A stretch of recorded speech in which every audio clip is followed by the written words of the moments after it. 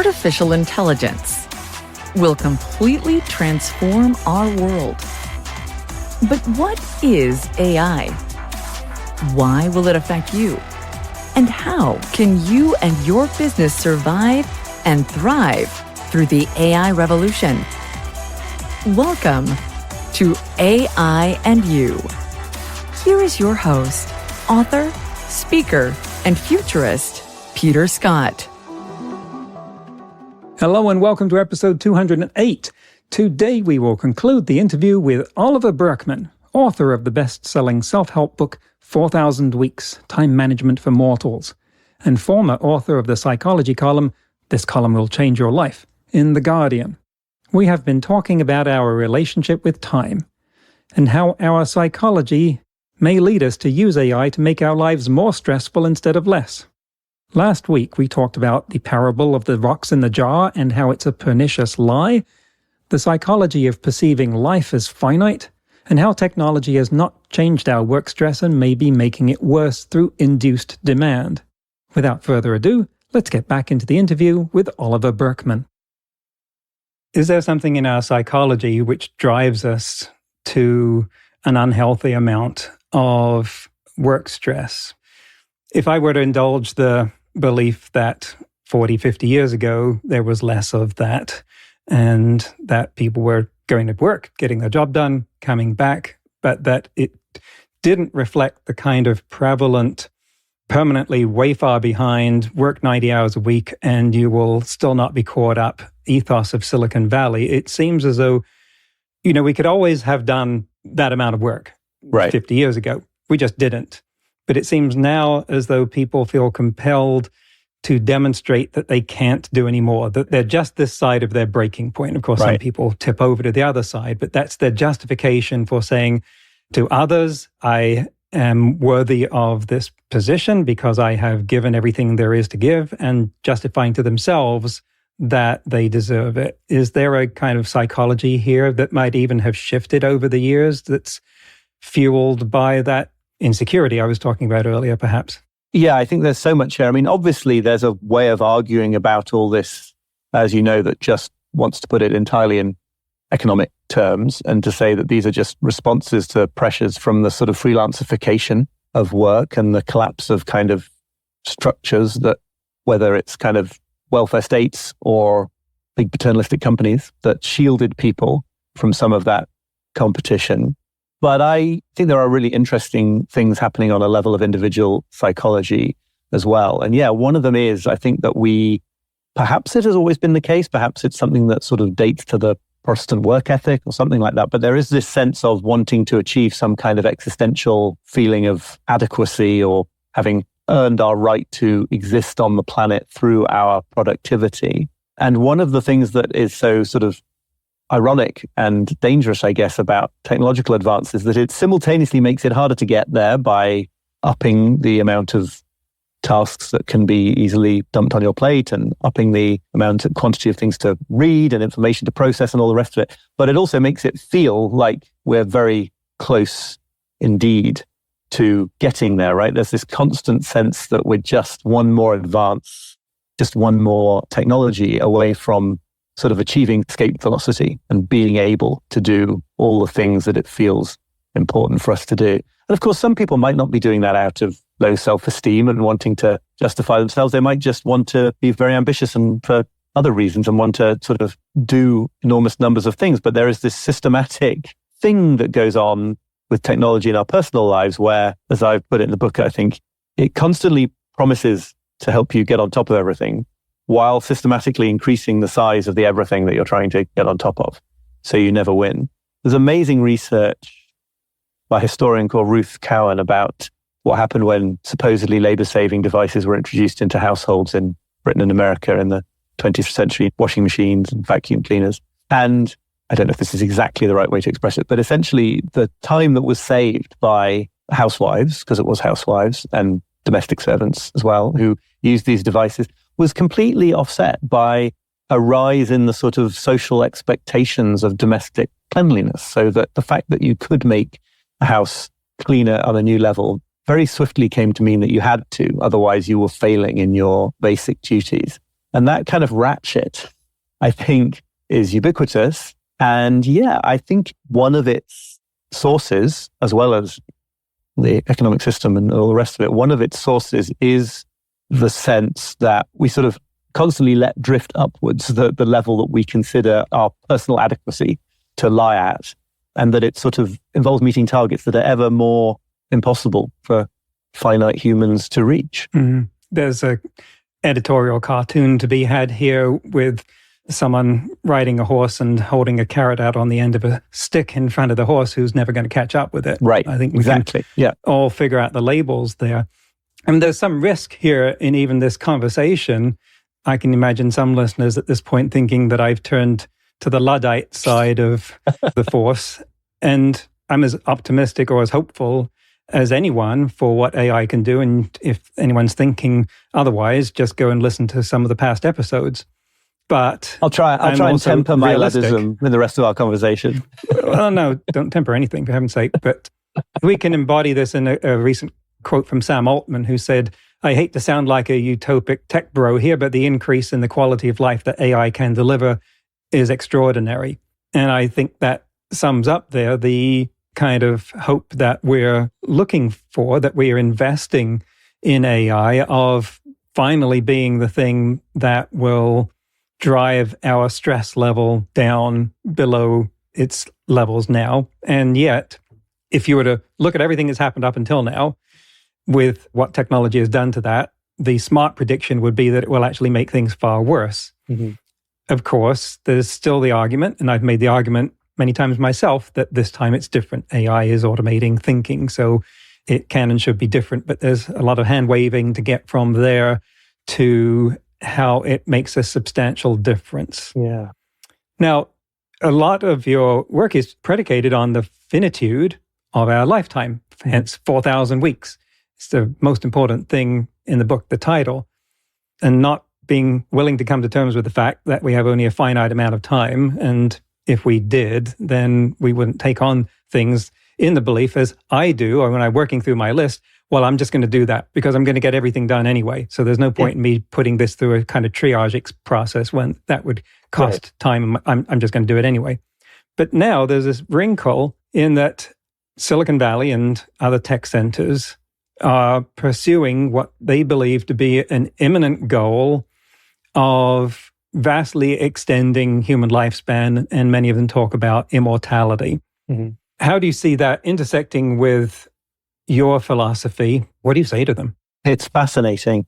I think the first thing to say is that although I sort of picked this attention-grabbing title for my book, I think in a real sense what interests me and what I mainly write about there is, as you suggested, not the shortness of life, which is a strange concept anyway, because it depends on your yardsticks of comparison, but just the fact of its finitude, right? So the preciousness of time, the fact that we need to not always defer our sense of meaning to the future, all the rest of this comes from finitude. The fact that we have to make tough choices about how we use our time comes not from the fact that we live on average to late 70s and early 80s, but the fact that it's not going on forever.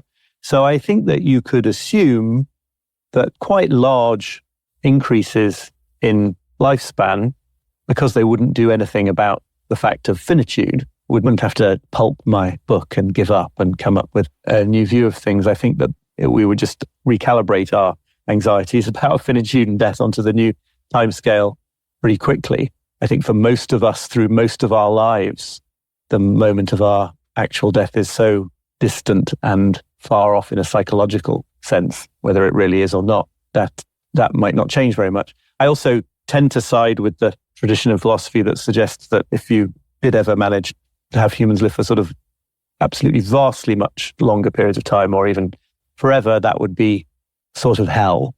And that meaning, in some sense, depends on finitude, because if the answer to the question, should I do X or Y with my time today, is always, it just doesn't matter because there is an infinite range of other opportunities to do it, then something is lost. You see occasionally, or I see occasionally in this sort of world online, people expressing sort of bafflement and indignation that we all agree that certain sort of things that afflict the human race are terrible, but that we just sort of accept death as if it was a good thing. And some people are very outraged by the idea that death gives meaning to life.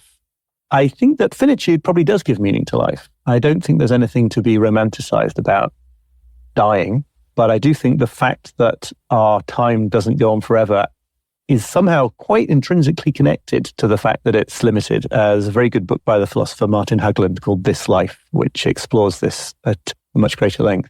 So I guess that's my first thought. And also, technically, no one could ever say that they were living forever. The most they could do would be to say at any given point, well, so far, so good. But they couldn't know that they weren't going to be wiped out by a meteorite the next second. Right. There's immortality in different senses, right? There's like no reason to die of old age versus dying from causes.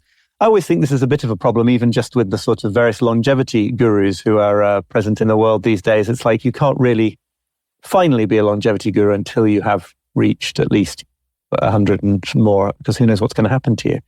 I mean, maybe it is Luddism or something, but I do ultimately think that there's a huge difference between sort of modest goals for life extension, and especially for making the later stages of life sort of more healthy and meaningful and less filled with suffering, versus the idea that we always necessarily just want more time limitlessly off into the future. I think those are two very different questions.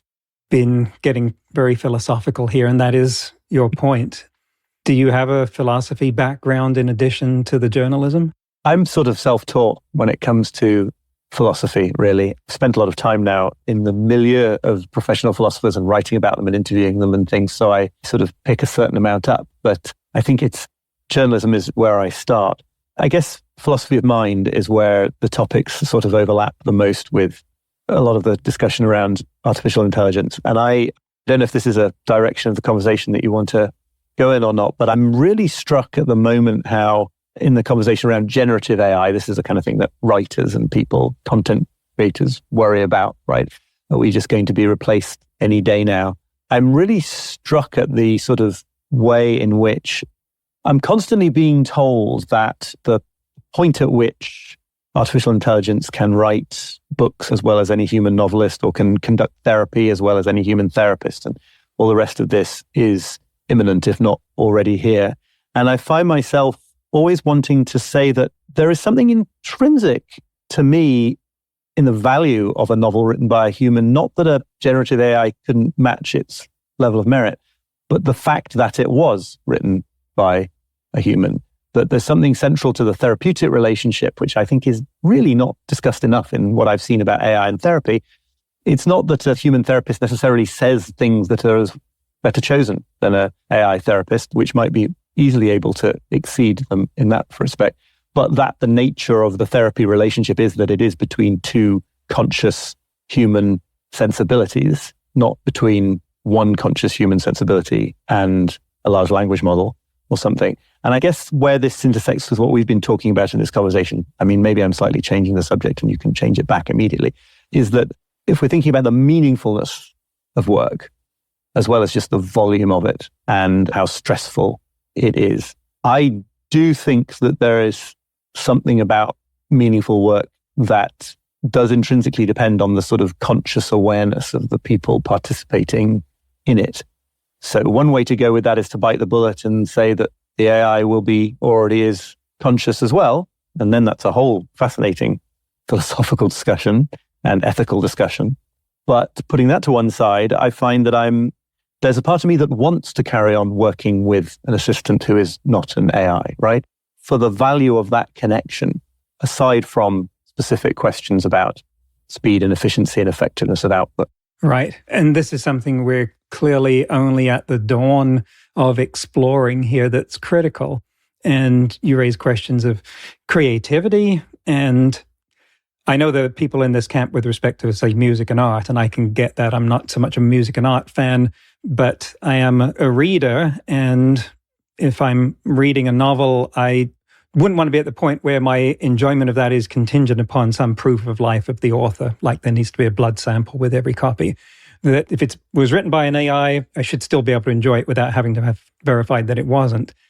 But then there's also the question of how much does the creator enjoy doing this? If some people say, well, what's my future as a writer if AI can do the writing as well? And I think, well, this is like someone saying that I've got a machine that can eat ice cream really well, better than you. No drips, does a faster job. You want to give up eating ice cream. There are different factors there. When we take out the question of, do you need the money to do that? And that's a whole another conversation, though, which wasn't the direction that you were going in. But I want to then say, well, what are the hopeful scenarios that we can imagine here? Can we get to the point of where the AI becomes an extension of ourselves in the same way that a piano or a tennis racket is to someone that's adept at those things? We don't think of those as impediments. We think of them as enlarging the person. But with the caveat that this has to be about the person, not the technology. The technology will do what it needs to, but everything that we're talking about here that is of the ultimate and utmost importance is how do we evolve our psychology in tandem with the way the technology evolves. Can you imagine that we could reach the point where you quote Gary Eberle as saying, the clock does not stop, of course, but we do not hear it ticking. Mm-hmm. Now, can you imagine a scenario where AI helps us get to that point? I mean, let me just speak from my own experience of the current tools as they affect someone doing the kind of thing I do, just briefly. I mean, I think it's a really interesting question. I mentioned Cal Newport already. He wrote a wonderful article a long time ago about what he characterized as the Amish philosophy of technology, which is obviously something that at first glance you think means like the repudiation of technology. But on closer inspection is really a switching of the default assumption, right? From the one that we tend to have, which is if there's a new gadget or a new platform or a new device, we're going to use it until we get so annoyed with it or addicted to it that we realize it's a problem. And instead takes the attitude of asking, well, is this new development helpful for our goals, which are primarily to do with building and nurturing of community? Well, am I a better person in the presence of this technology? Right. And so actually, there are various problems with Amish society. It's very conservative in lots of ways that I wouldn't necessarily want to endorse. But, if you go into certain kinds of businesses in Amish communities, as I understand it, everyone's using high-end technology because they've decided that that serves their goals. And on the other hand, they don't drive cars because they've decided that the sort of what that does to the geographical cohesion of the community doesn't serve their goals. So I think there's something very powerful in that notion. Whether it can be done on a sort of broader societal scale outside of a very small insular communities, I don't know. But the idea that the question should be, is this useful for what I want to do, as opposed to like, now we all have to get on board with this. And economic pressures may make that impossible. But as a writer, for example, I'm incredibly wary of there's been these various different phases in the world that I'm sort of connected with, right? I, first of all, should use ChatGPT to generate lists of ideas or to do initial research. Then it was like, well, no, it should be the final editing is when that becomes most useful. I'm very wary of the idea that that initial stage of creativity, when you're sort of coming up with basic ideas of what you want to say, I'm very wary of working with AI in that context because that seems too fundamentally important that it comes from some place in me that I don't really understand. I'm incredibly wary about being told that I just need to get better at writing prompts, because to me that smacks of, well, if you just can work on thinking more like a computer, then the computer will be happier. And I'm like, well, yeah, that's not really the point of what I'm trying to do. On the other hand, I've been using, just in the recent book I've been writing, I've been using voice transcription software that on some level, I suppose a lot of voice transcription software is AI powered, but the app I've been using sort of makes a point of that and seems to be vastly superior to any that I've used before. And what that does, the experience that is for me, is that I put on my earbuds with my phone in my pocket, walk around the beautiful countryside where we're living now, see the kind of interesting connections that I've always had in the past when I'm walking, and can sort of seamlessly turn them into some notes for myself that are waiting in my Dropbox when I turn to that part of the writing. Now, I mean, it's only voice transcription software. It's nothing more sort of amazing than that. But that seems to me to be an excellent example of a piece of technology that sort of defies my tendency towards skepticism here, because it's just enabling me to be more me as a writer instead of getting in the way of that. So That's just a personal account. It's very seductive to sort of want to say that you're just doing it the old way that people would have written for centuries. But of course, that's not true. Couldn't do my job. And are you also conscious of a vast audience watching your every move to see what you're going to do next, because they are looking to you for guidance in how they approach their productivity and their philosophy of time? I think that's a little bit grandiose of a way of putting it. I wouldn't say that, but I haven't really written about AI on my email newsletter, for example, basically at all. I suspect that I will. I think that the state of play right now, as far as I see it, I do not run into many people who talk as if the most recent generation of tools has completely transformed their work life. Certainly people are using LLMs in different ways. It's not like that's not true. But my sense of it right now, again, among the very sort of specific kinds of people that I encounter and run into, is that it hasn't necessarily created huge dilemmas for them yet in terms of how these things work. Now, in terms of the economic impact of being a graphic designer or a web designer or a coder or somebody and wondering when it's going to be the case that your job is no longer in existence, I mean, that's a sort of omnipresent anxiety, and that requires its own addressing in its own way. But yeah, I have to say right now, maybe 3 weeks from now, this is going to sound like an absurd thing to say, but right now doesn't feel to me like this is absolutely sort of completely throwing people for a loop in terms of how they do the kinds of jobs that they do. Well, I'm conscious of the finitude of our time together, and so also a little bit grandiose might be our subtitle. And you're welcome to be grandiose about me. I'm not going to be it about myself. That's all. So then let's wrap up with looking into the far future, however far it might be. But this is something philosophers do as thought experiments, if nothing else. And let's imagine that we've arrived at a future where AI has become indisputably conscious, sentient, all of these other things that we're hoping for. And if you want to slap a label of utopia on that, fine. But what would the people of that era still need to remember about their relationship with time? What would you want to tell them if I could give you 5 minutes in front of them? Well, obviously, this depends on which assumptions you do the thought experiment with. I'm not sure I agree that an era of sentient and conscious machines is something that I'm hoping for. I know many people are. I think that would be a extraordinarily fraught in many ways and ethically fraught, and even that putting aside the doomer scenarios, that we wouldn't be around to contemplate it anymore. And then, of course, the question of how this interacts with human lifespan and to what extent we are still finite. But let's work on the assumption then, if I get to sort of set the terms of this thought experiment, that we're living in some kind of world that is completely saturated by artificial intelligence that, at least in doing what it does, exceeds individual human capacities, but that we're still finite. We still have finite time. That is still going to be for as long as we are finite in that respect and can only be in one place at once as individuals and things like that, that is still going to define what it means to be human and what is entailed in building a meaningful life, right? It's not going to change the fact that there are always trade-offs in how we use our time, even if the options that we have for using a portion of time are utterly unrecognizably different. There are still going to be more options than the time available. We're still going to have to choose between them.